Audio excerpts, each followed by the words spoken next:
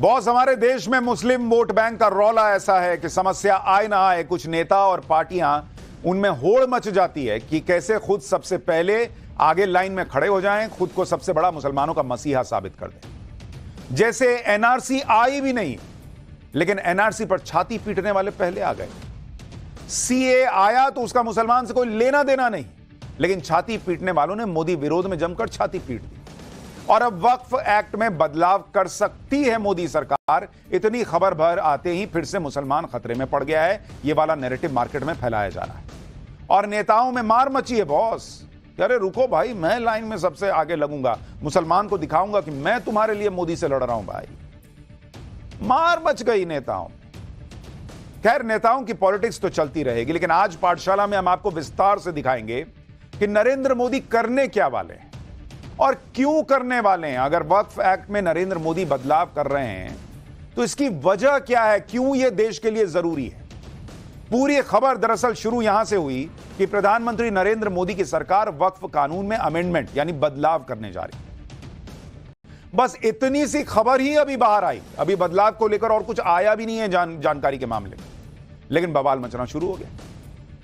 हालांकि पाठशाला में हम आपको बीते साल ही बता चुके थे कि यह वक्फ एक्ट कैसे देश के लिए बहुत खतरनाक है और संविधान की मूल भावना के खिलाफ है। हमने वक्फ एक्ट के खतरे की बात तब की थी जब देश के बाकी मीडिया संस्थान चद्दर ओढ़कर इस विषय पर सोए हुए थे।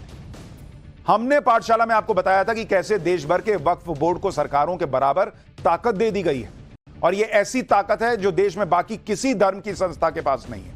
लेकिन हमने इस पर जो सवाल उठाए उसका असर अब होता हुआ दिख रहा है। प्रधानमंत्री नरेंद्र मोदी और उनके गठबंधन की सरकार, ये तमाम चुनौतियों के बीच भी नरेंद्र मोदी बिना किसी परवाह किए, बगैर वक्फ एक्ट बिना किसी की परवाह किए वक्फ एक्ट को बदलने की तैयारी कर रहे हैं। ये एक ऐसा काम है जिसे करना तो दूर, छूने की भी हिम्मत अब तक कोई नहीं कर सका था।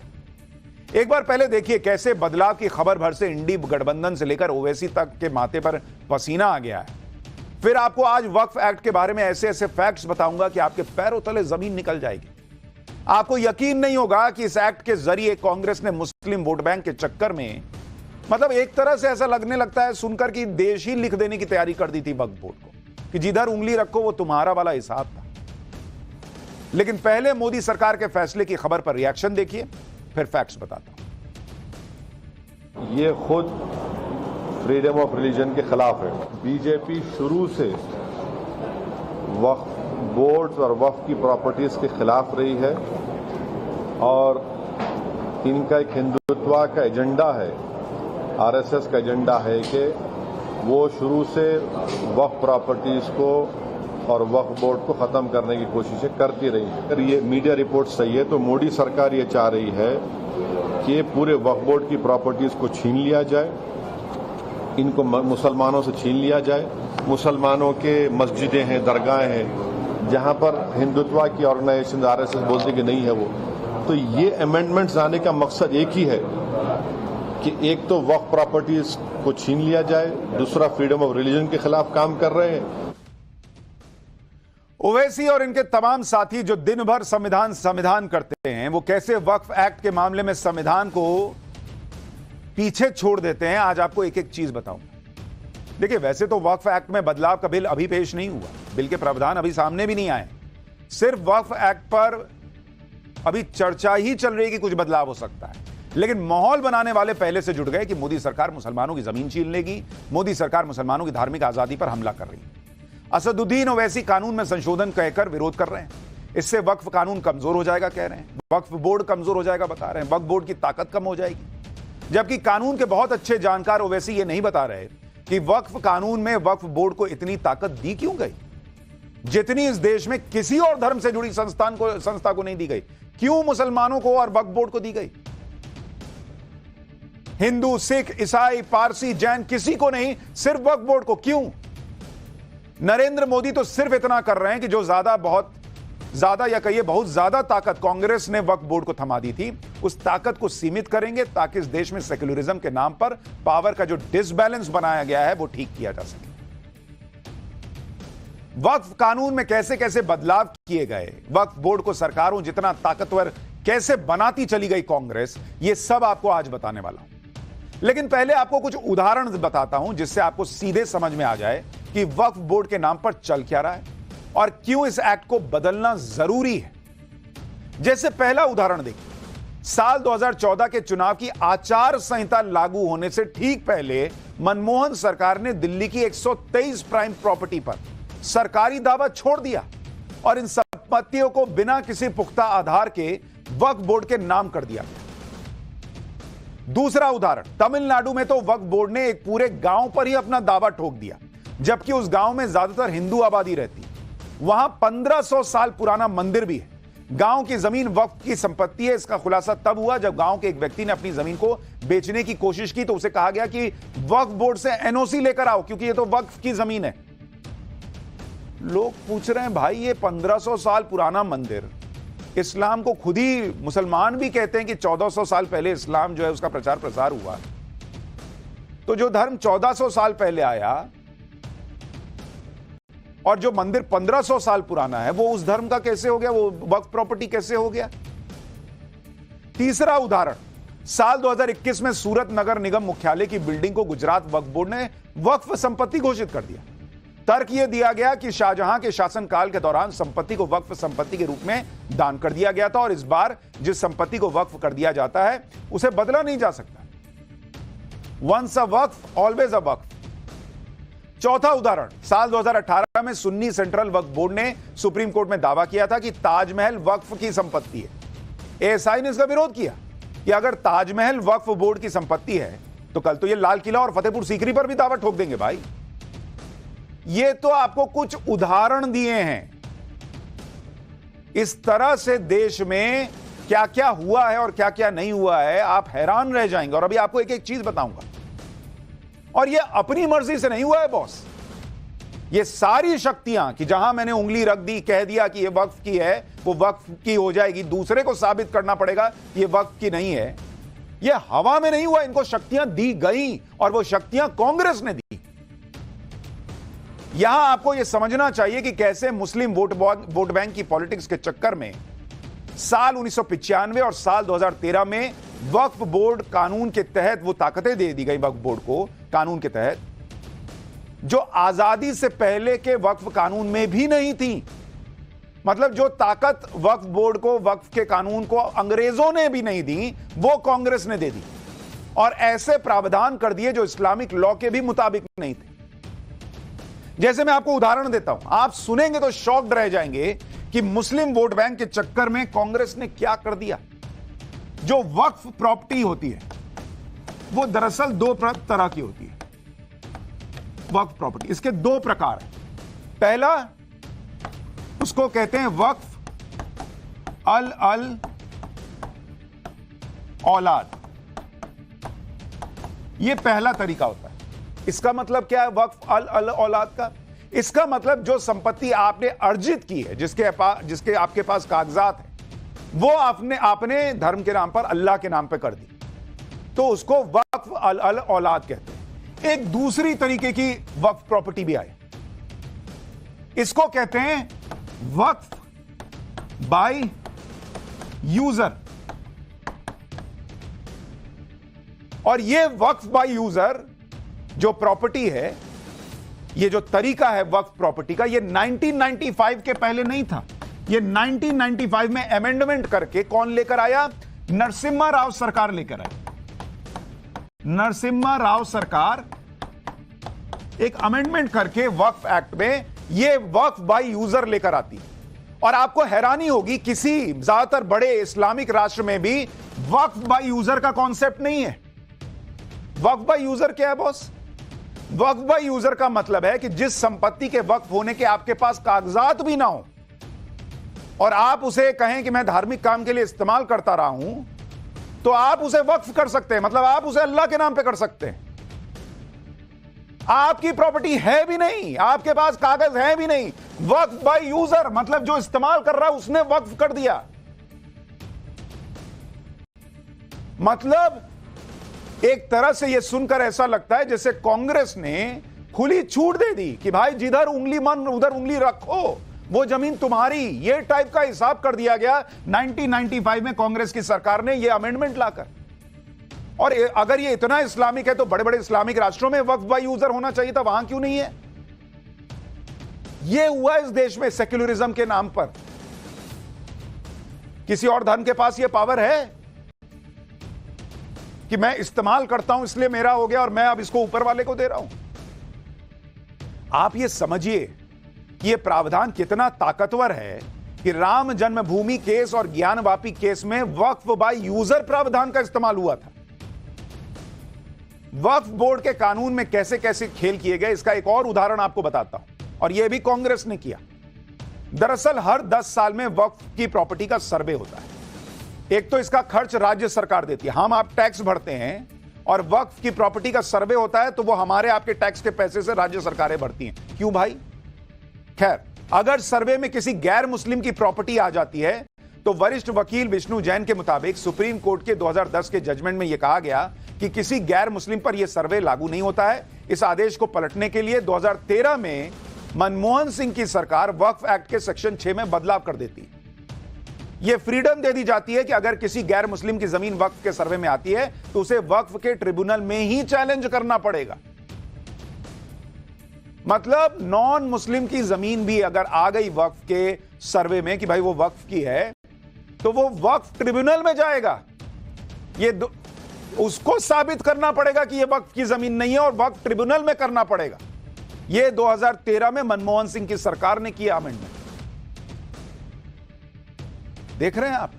और जो ट्रिब्यूनल है उसके अंदर भी जब ये आप लड़ाई लड़ने बैठेंगे तो उसमें एक इस्लामिक कानून का जानकार भी होगा 3 लोगों में।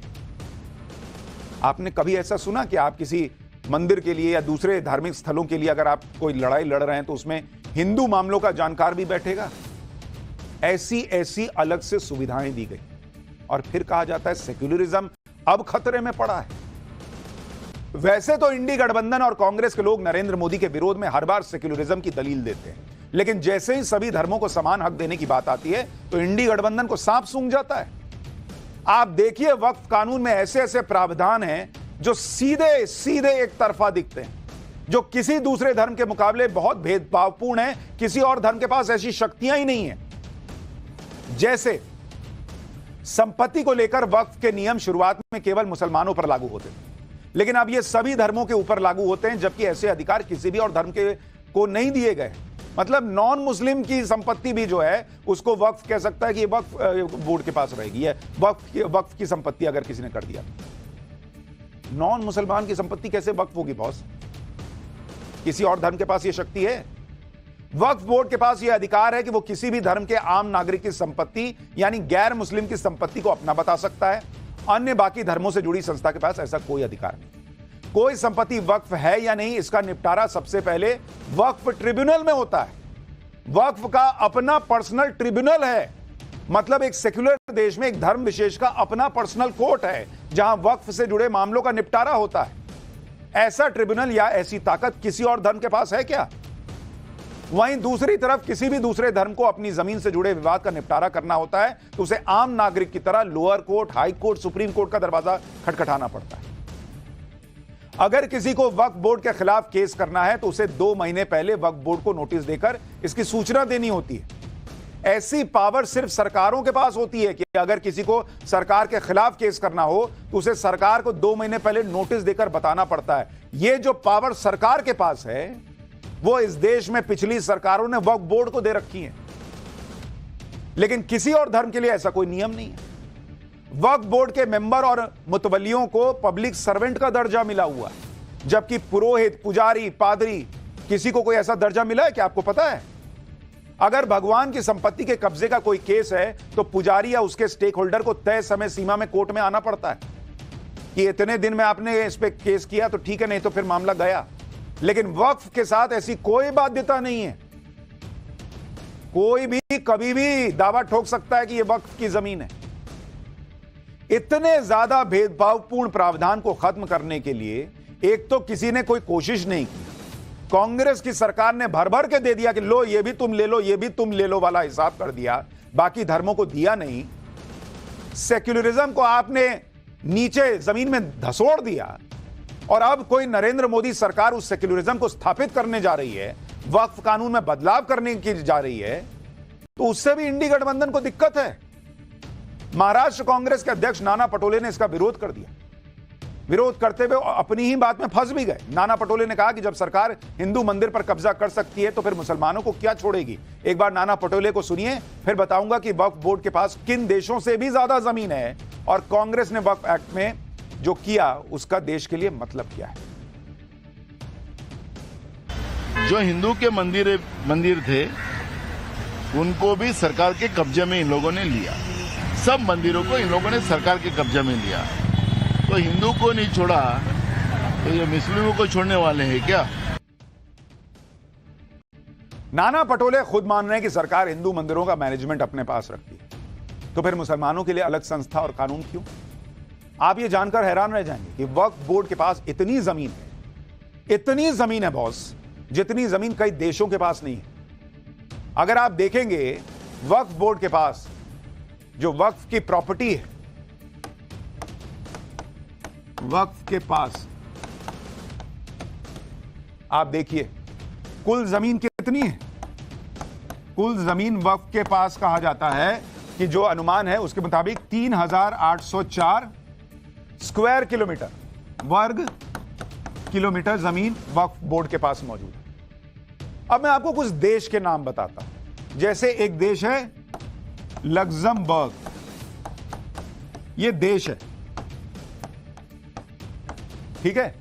इस पूरे देश का जो एरिया है वो है 2586 स्क्वायर किलोमीटर। मतलब जितना वक्फ के पास प्रॉपर्टी है उससे छोटा तो एक देश है। देश से ज्यादा संपत्ति वक्फ के पास है। मॉरिशस, कई बार आप घूमने गए होंगे ना मॉरिशस, भारत से, इसके पास 2040 स्क्वायर किलोमीटर का एरिया है पूरे देश के पास, और वक्फ के पास 3804। बहरीन एक और देश, इसके पास कितनी जमीन है? 760 स्क्वायर किलोमीटर, और वक्फ के पास इससे ऑलमोस्ट 4-5 गुना। सिंगापुर जैसा देश, बेचारा इतना विकसित होने वाला देश, वो भी 719 स्क्वायर किलोमीटर जमीन का एरिया रखता है। 719, उससे भी 5 गुना से ज्यादा जमीन जो है वो वक्फ बोर्ड के पास। मालदीव के पास 298 स्क्वायर किलोमीटर। यह है वक्फ की संपत्तियों का हिसाब। और कई लोगों का दावा है कि इसमें ये जो वक्फ बाय यूजर वाला क्लॉज कांग्रेस ने उठा के दे दिया कि लो, उसका बड़ा योगदान है।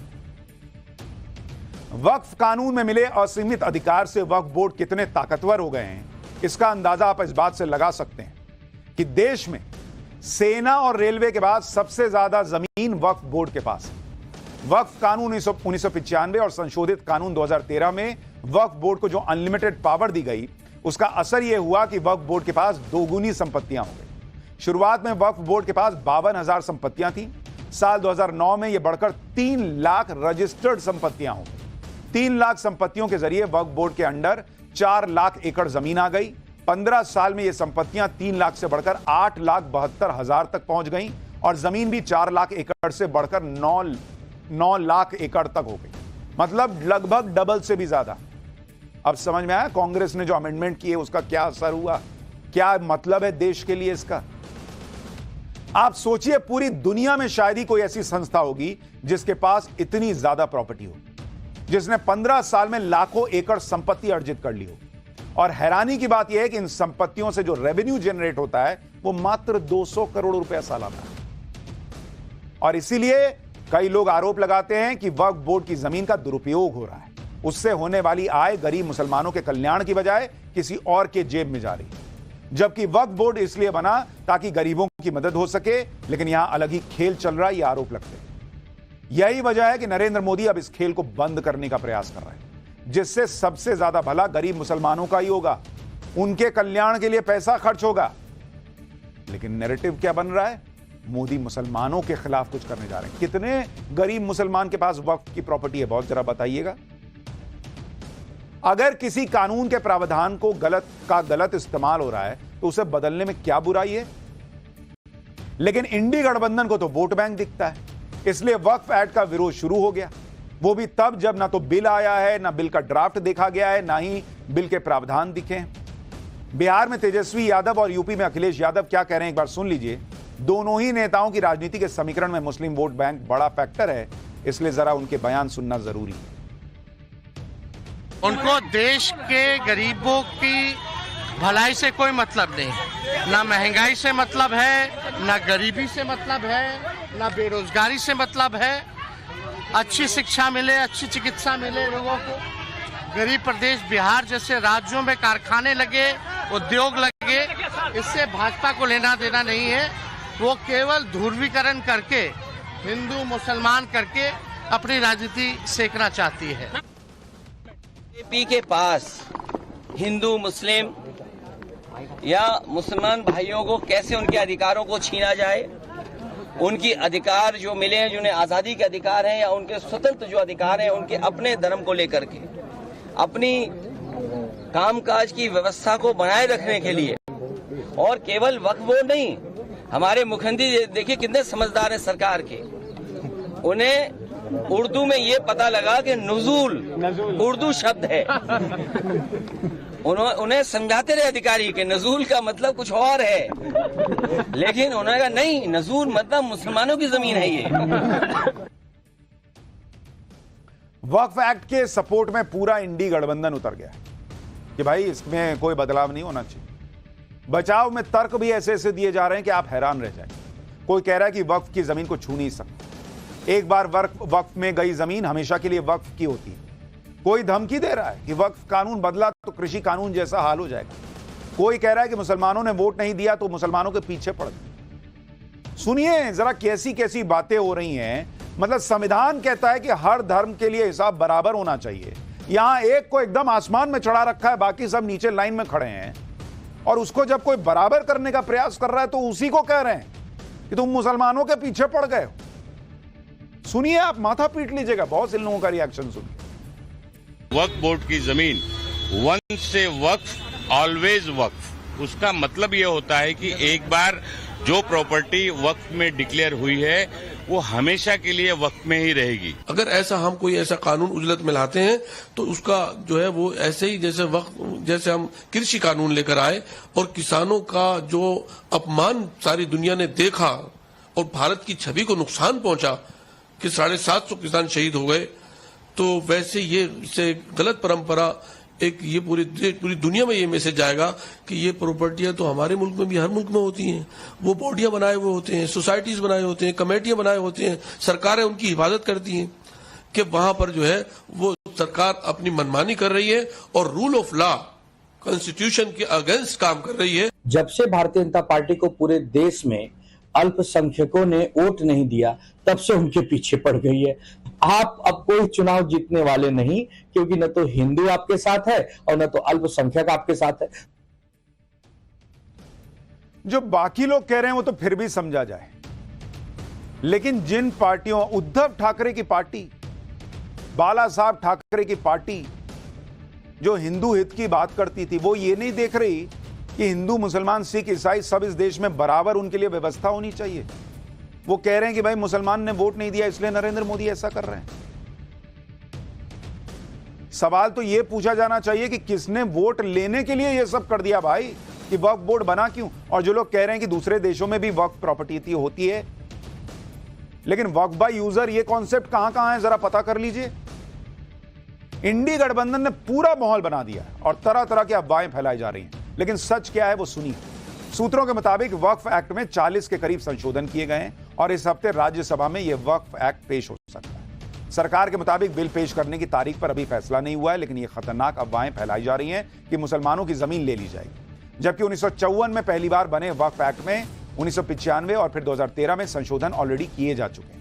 वक्फ की प्रॉपर्टी को किसी कानून में चैलेंज नहीं किया जा सकता, जबकि सऊदी अरब और ओमान जैसे इस्लामिक देशों में भी ऐसा कानून नहीं है।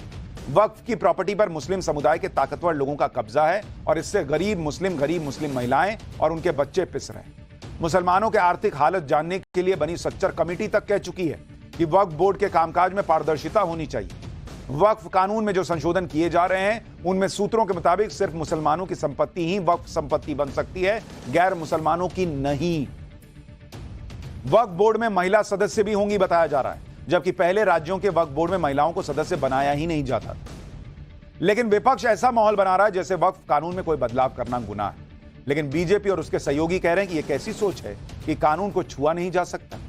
सुनिए मुख्तार अब्बास नकवी और जीतन राम मांझी जैसे नेता क्या कह रहे हैं। जो वक्फ व्यवस्था है या जो वक्फ सिस्टम है उसको जो है वो टच मी नॉट की सोच, सनक और संकीर्ण सियासत से बाहर करना होगा।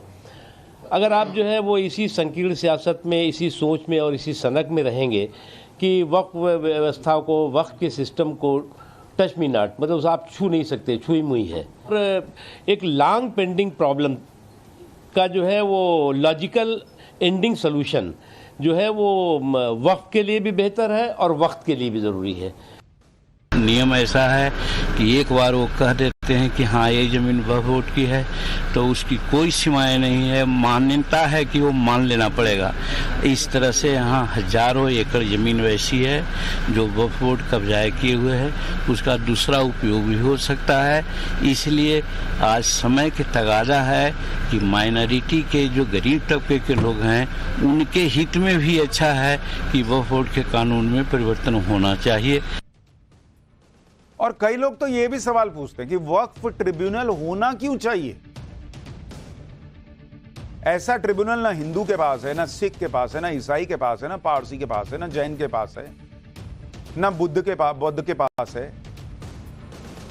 ऐसा ट्रिब्यूनल सिर्फ एक धर्म को इस देश में मिला क्यों है? बाकी सबका काम चल जा रहा है सिविल कोर्ट से, हाई कोर्ट से, सुप्रीम कोर्ट से, सिर्फ इसी मामले में नहीं चल पाता है। वक्फ एक्ट का यह मामला पाठशाला में हमने सबसे पहले उठाया था। न्यूज की पाठशाला के जरिए वक्फ एक्ट पर पूरे देश को जगाया था। आज वक्फ एक्ट को बदलने की बातें हो रही हैं और जो लोग इस मुद्दे पर कानूनी लड़ाई लड़ रहे थे उनमें एक नाम है विष्णु शंकर जैन का, जो सुप्रीम कोर्ट के वकील हैं। विष्णु शंकर जैन लगातार इस मुद्दे को उठाते रहे हैं कि भाई ये क्या चल रहा है इस देश में। सुनिए विष्णु शंकर जैन क्या कह रहे हैं। तो मैं बधाई देना चाहता हूं माननीय सुशांत जी को और पाठशाला पूरे प्रोग्राम को कि जिस तरह से वेल रिसर्च तरीके से पाठशाला ने ये पूरा मुद्दा उठाया था और इस मुद्दे को दिखाया था और जिस तरह से रिसर्च के माध्यम से बताया था कि किस तरह से वक्फ एक्ट 1995 ड्रैकोनियन है। मुझे लगता है आज इतनी लंबी लीगल लड़ाई के बाद आज वो दिन हम लोग देखने जा रहे हैं कि वक्फ एक्ट 1995 में आमूलचूल परिवर्तन होंगे। देखने वाली बात ये होगी कि जो हमने सजेशंस दिए हैं वो क्या इस अमेंडमेंट में आते हैं कि नहीं आते हैं। अब जब उसका कानून में क्या बदलाव हो रहे हैं ये चीजें पता चलेंगी, तब फाइनल पता चलेगा कि क्या बदलाव हो रहा है। लेकिन ये बदलाव जरूरी क्यों है ये हम आपको पाठशाला में पहले भी बता रहे थे और आज भी बता रहे हैं। लेकिन मुस्लिम वोट बैंक की पॉलिटिक्स ये मत सोचिए कि सिर्फ वक्फ बोर्ड और वक्फ एक्ट तक ही जो है वो सीमित है। मुसलमान वोट बैंक की पॉलिटिक्स किस हद तक घुस चुकी है इस देश के कई नेताओं और उनकी पार्टियों में, इस अगले चैप्टर में आपको पता चलेगा। अयोध्या रेप कांड, अखिलेश यादव डीएनए टेस्ट की मांग कर रहे हैं। पब्लिक पूछ रही है क्योंकि उनकी पार्टी का नेता और मुसलमान है इसलिए। लेकिन सीएम योगी ने तो कुछ और ही कर दिया। मुस्लिम वोट के चक्कर में अखिलेश ने गैंगरेप की शिकार नाबालिग से मुंह मोड़ लिया है क्या? अब इसका चक्कर।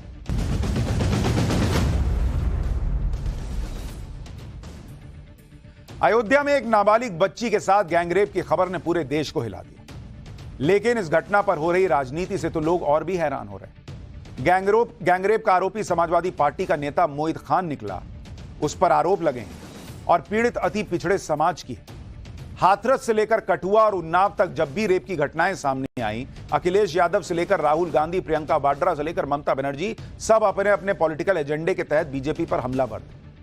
अयोध्या में गैंगरेप का आरोप जो है वो मोहित खान पर लगा, जो मुसलमान होने के साथ साथ समाजवादी पार्टी का नेता भी है। तो पूरा का पूरा इंडी गठबंधन मोहित खान का नाम नहीं ले पा रहा। और राजनीति का लेवल देखिए कि अखिलेश यादव को इस गैंगरेप में साजिश दिख रही है।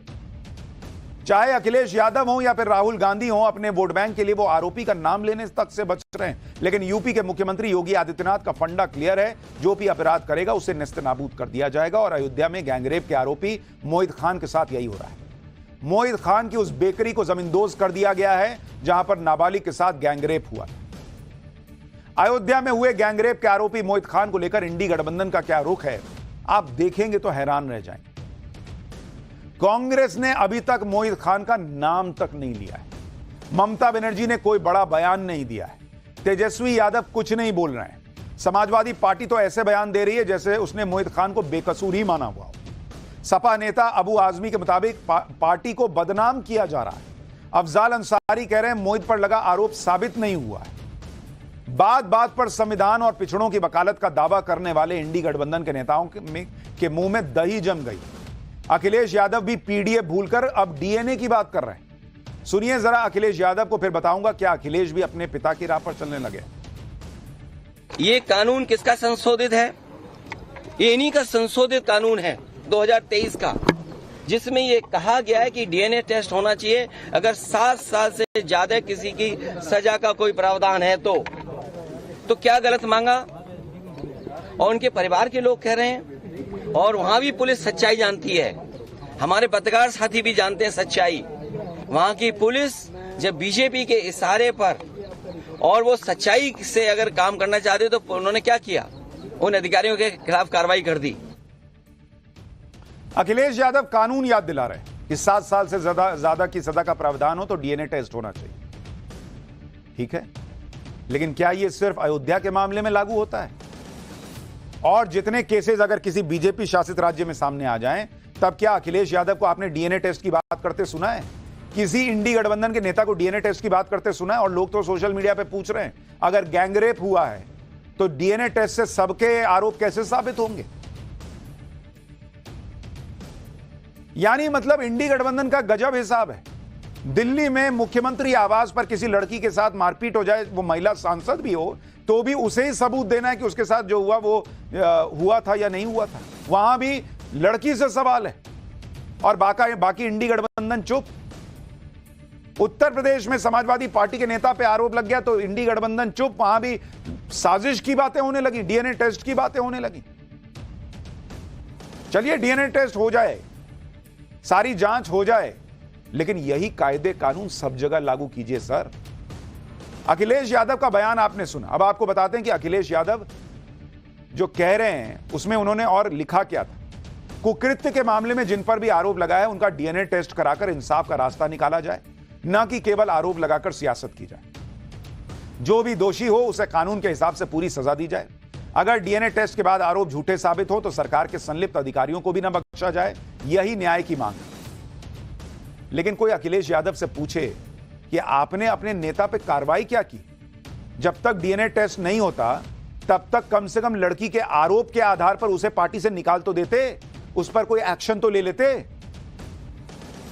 उस पर तो रत्ती भर एक्शन नहीं हुआ। क्यों? पब्लिक पूछ रही है सोशल मीडिया पर। क्योंकि वो आपकी पार्टी का नेता है इसलिए? क्योंकि मुस्लिम वोट बैंक का खतरा है इसलिए? अखिलेश के चाचा शिवपाल यादव कह रहे हैं कि इस मामले में नार्को टेस्ट होना चाहिए।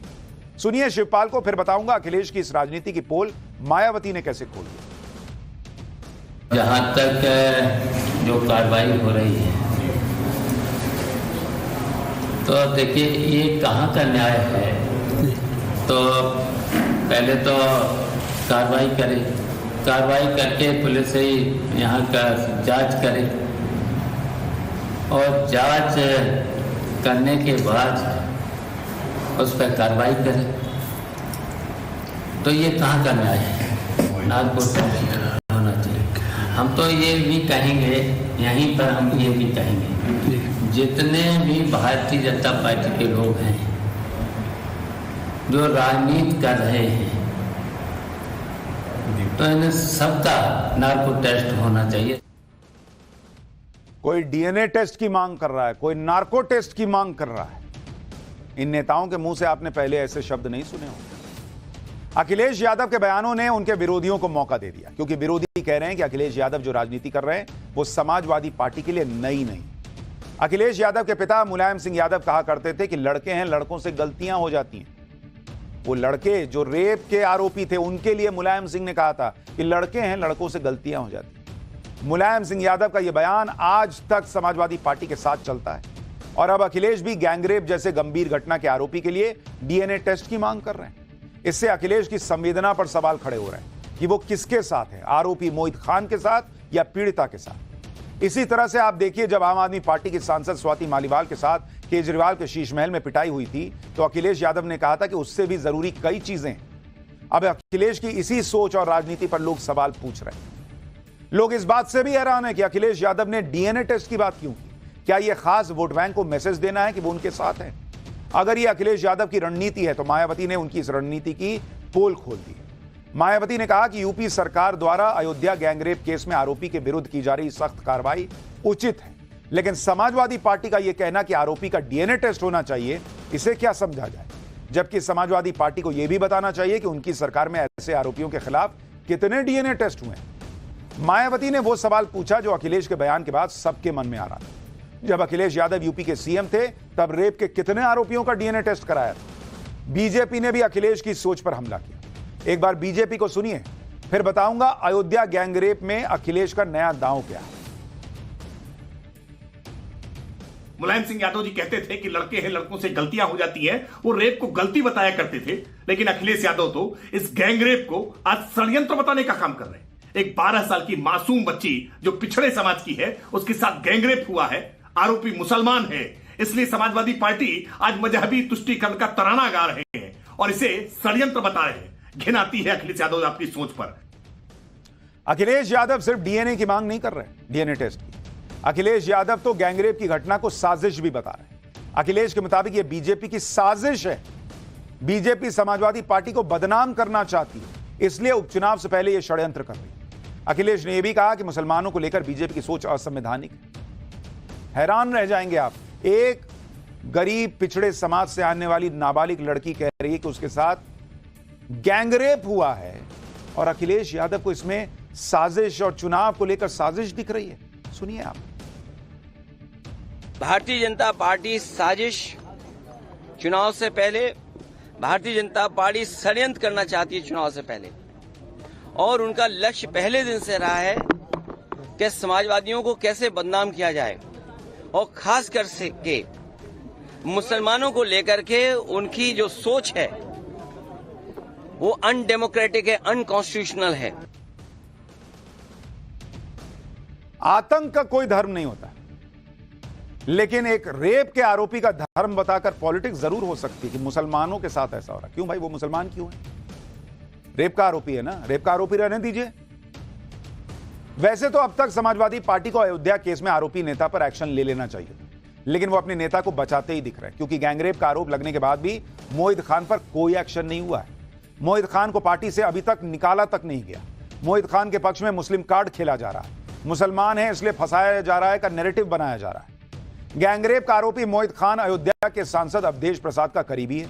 अवधेश के साथ मोहित खान की कई तस्वीरें हैं, इसलिए मोहित खान पर अभी तक शायद कोई एक्शन नहीं लिया गया। वो अभी तक समाजवादी पार्टी में बना हुआ है, जबकि यही आरोप अगर किसी बीजेपी नेता पर लगा होता तो अभी तक पूरा इंडी गठबंधन आसमान धरती एक कर चुका होता। अयोध्या के सांसद अवधेश प्रसाद कह रहे हैं कि मोहित पर लगे आरोपों की जांच के लिए पार्टी ने कमेटी बना दी है, वो जांच के बाद रिपोर्ट देगी। सुनिए अवधेश प्रसाद। जो भी आरोपी है, जो भी कल्पित है, उसके खिलाफ कानून में जितनी कड़ी से कड़ी सजा हो, पार्टी में कड़ी से कड़ी सजा हो, सजा दिलाई जाए, और जो भी आरोपी हो यहाँ तक उसको फांसी दिलाई जाए। पार्टी से निकाला जाएगा क्या? पार्टी बने हुए हैं, पार्टी के पद पर बने हैं। सुनिए, पार्टी ने एक उच्च स्तरीय कमेटी का गठन कर लिया है और ये कहा गया है बहुत जल्दी से जल्दी बिना अनावश्यक विलंब के अपनी रिपोर्ट दे और रिपोर्ट के आधार पर कार्रवाई की जाए। उसमें देरी नहीं लगेगी, विलंब नहीं लगेगी, अनावश्यक विलंब नहीं है, और दूध का पानी हो जाएगा। और समाजवादी पार्टी की मांग है, समाजवादी पार्टी की मांग है कि सरकार की तरफ से उसके परिवार को सुरक्षा दी जाए, उसको सुरक्षा दी जाए, उसको स्वास्थ्य की रक्षा की जाए। यानी अखिलेश यादव को अयोध्या गैंगरेप में साजिश लग रही है, वो कह रहे हैं साजिश है, और अवधेश जी कह रहे हैं कि उनके परिवार को सुरक्षा मिले, उनके परिवार, पीड़ित के परिवार को जो है उसका स्वास्थ्य जो है उसकी रक्षा की जाए। क्यों भाई, अगर साजिश कर रही है, अगर डीएनए टेस्ट की बात चल रही है, मतलब चुनाव के लिए साजिश हुई है, फिर तो आप उसको झूठा मान रहे हैं। फिर लेकिन पीड़ित बच्ची की मां ने जो खुलासा किया वो अलग ही एंगल दिखा रहा है। गैंगरेप पीड़िता की मां ने कहा कि उनके परिवार को मिटा देने की धमकियां मिल रही हैं और धमकी देने वाले स्थानीय लोग हैं, बाहर से आकर कोई धमकी नहीं दे रहा है। सुनिए पीड़िता की मां को। आपको धमकी अभी भी दी जा रही है? हाँ, धमकी। क्या कहा जा रहा है आपसे? चीन इतना ही धमकी दे रहा है कि अब मार डालेंगे। फोन पे आ रहा है कि सामने आके कह रहा है? ना ना, हाँ। फोन पे नहीं। कैसी धमकी आ रही है? कौन दे रहा है? क्या कह रहे हैं वो लोग कि आपको क्षति पहुंचाएंगे, आपकी बच्ची को क्षति, आपके लड़के को? क्या कह रहे हैं वो लोग? वो लोग कह रहे हैं कि सबको मार डालेंगे, धमकी दे रहे हैं मुसलमान लोग। यही के स्थानीय हैं या कहीं बाहर के? यही के रहने वाले? यही के रहने वाले, कहाँ बाहर के नहीं, भदरसा के। अयोध्या की घटना को लेकर अखिलेश यादव जितना बयानबाजी करेंगे उतना ही समाजवादी पार्टी को नुकसान होगा। ये तस्वीर देखिए जो लखनऊ की, जहां पोस्टर लगाए गए हैं जिसमें अखिलेश के पिता का लड़के हैं, लड़कों से गलती हो जाती है वाला बयान छपा। इसी तरह से अयोध्या में भी लोग अखिलेश की राजनीति पर सवाल उठा रहे हैं। सुनिए अयोध्या के लोग क्या कह रहे हैं। समाजवादी पार्टी के नेता तो कह रहे हैं डीएनए टेस्ट कराया जाए। क्या उनकी सरकार में कोई ऐसा नहीं हुआ? अभी तो बिटिया को न्याय की जरूरत है, इसमें डीएनए कहां से आ गया? कोई भी एक नेता उस बिटिया के पक्ष में नहीं बोला है, विपक्ष का। ऐसे कृत्य करने वाले लोगों को सामाजिक रूप से बहिष्कार कर देना चाहिए। ये डीएनए की बात करने वाले ये वही लोग हैं जो कहते थे कि जो लड़के हैं लड़कों से गलती हो जाती है। जो भी दोषी हो उस पर कड़ी कार्रवाई होनी चाहिए, जिससे सब आने वाले युगों तक याद किया जाए। अगर कोई गलती करता तो योगी शासन उसको कड़ाई से निपटेगा। किसी की इज्जत के साथ खिलवाड़ हुआ है और इससे पूर्व जब समाजवादी सरकार में ऐसे कृत्य, ऐसी घटनाएं हुई हैं तो डीएनए टेस्ट की बात इन्होंने तब क्यों नहीं की और अब क्यों करते हैं? इस तरीके की राजनीति थोड़ी करनी चाहिए। एक छोटी सी बच्ची के उस पर राजनीति करेंगे, इसका तो इनको मिलेगा, खामियाजा भुगतना पड़ेगा ना। जिस अयोध्या ने समाजवादी पार्टी को चुना, फैजाबाद ने समाजवादी पार्टी को चुना, आज वही फैजाबाद अयोध्या के लोग पूछ रहे हैं कैसी राजनीति।